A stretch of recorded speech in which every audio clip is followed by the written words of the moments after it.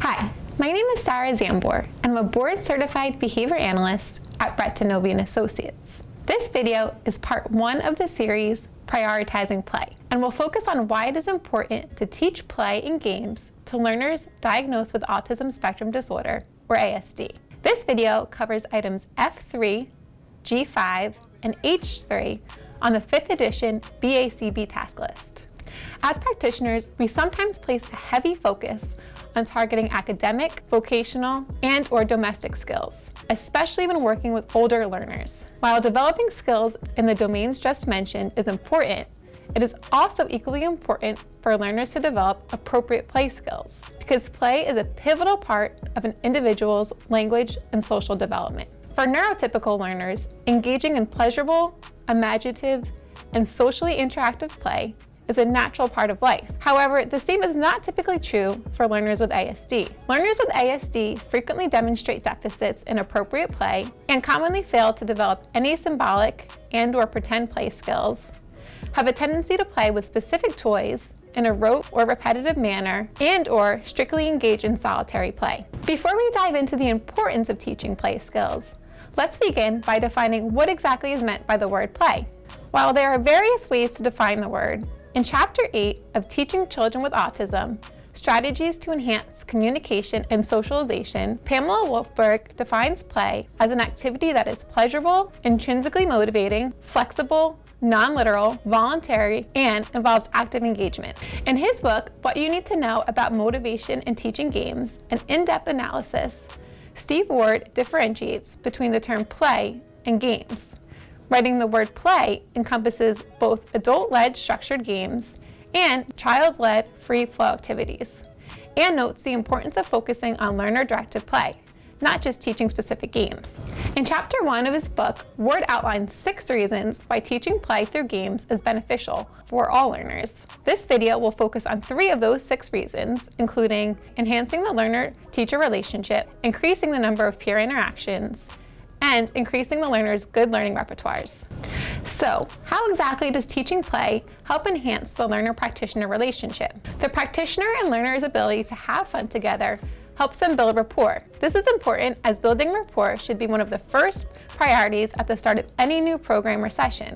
While practitioners may sometimes think they need to make a choice between having fun or completing work with their learners, it does not necessarily have to be one or the other. Some practitioners may feel they are wasting teaching time if they are having fun with their learners instead of working. However, if the practitioner does not have any instructional control, it is unlikely the learner will complete practitioner-directed tasks. In his book, Ward notes having fun, behaving well, and working productively are all interrelated, and students who have fun with their teachers are more likely to try and please their teachers. In the book, The 7 Steps for Earning Instructional Control, Robert Schrann and Dr. Megan Miller outline the importance of play and practitioners taking the time to pair themselves with reinforcement, so the learner wants to be around the practitioner. Schrann and Miller note it is important that the practitioners show their learners that they are fun early on in their relationship, and that the practitioner does the best they can to ensure that each interaction between the learner and the practitioner is enjoyable.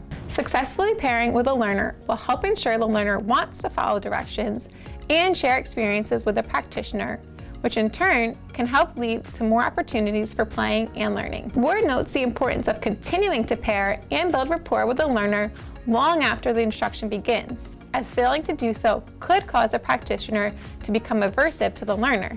If the practitioner becomes aversive, the learner's quality of work may suffer, and/or they may engage in problem behavior anytime they are around a specific practitioner. Ward also notes if the practitioner fails to build a rapport with their learner, the learner may engage in problem behavior whenever the practitioner is near. Doing so may cause the practitioner to engage in reactive strategies that may unintentionally become reinforcing for the learner. This situation poses many problems, one of which is creating a continually worsening relationship between the practitioner and learner. Teaching learners to play games is also beneficial, as it provides learners not only the opportunity to have fun, engage in a preferred activity, but also helps increase the number of positive interactions the learner has with their peers. For example, if a learner demonstrates a basic understanding of games such as tag, relay races, red light, green light, and follow the leader, which are games that are commonly played during elementary school physical education classes or recess time. It provides an opportunity for the learner to engage in either associative or social play with their similar age peers. While neurotypical learners need little motivation or guidance to play with their peers, learners with ASD often encounter significant obstacles when attempting to engage in peer play. Learning to engage with peers is important because, as Wolfberg notes in 2003, adults can help facilitate peer groups and play. However, they cannot always reproduce the roles played by peers when creative play is concerned. When learners play with their peers, they often co-create social and imaginary worlds. For example, when playing a board game, they may decide to change the rules halfway through the game just because. Or on the playground, they may decide to recreate a scene from their favorite movie or television show. These are situations that happen organically when peers interact when playing various games. Teaching our learners to play a variety of games is beneficial as it helps them learn how to engage in a group activity with peers, helps them begin to form and develop relationship with their peers, and teaches them to respond in adaptive ways in social settings. Playing games can also provide the learner with the opportunity to learn how to take turns in a naturalistic environment, which is imperative as turn-taking is an essential skill in social development and helps contribute to the learner's development of basic and complex conversational skills. Teaching playing games can also help increase what Ward refers to as good learner repertoires.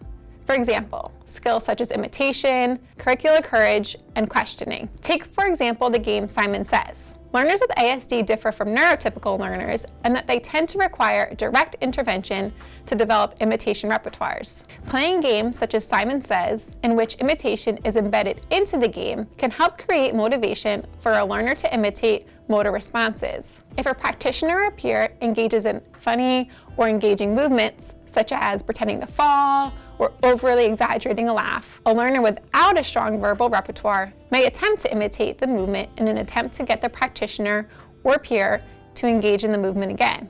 In their book, Teaching Language to Children with Autism or Other Developmental Disabilities, Sundberg and Partington noted that if a child can imitate the behavior of others, they can acquire a number of skills with only minimal training. Improving a learner's motor imitation repertoire is a pivotal repertoire for advancing not only a variety of specific repertoires, but also for developing a tendency to learn newer skills with improved efficiency. Ward defines curricular courage as the ability to confidently attack a challenge rather than relying on teacher support, and notes students who are not afraid to be wrong and regularly ask a variety of questions learn more efficiently than students who do not ask questions. Ward states games like Hot or Colder can be used to increase curricular courage, as the learner has to begin to independently explore possible solutions to challenges instead of relying on the practitioner to prompt them or just give them the answers. Ward also notes games such as Hangman, Go Fish, and 20 Questions can be used to establish and apply questioning repertoires, which are critical skills in order to initiate and maintain social interactions, become exposed to various social reinforcers, obtain novel information, and enhance independence. To help disseminate the science, please like and share this video. Thanks for watching.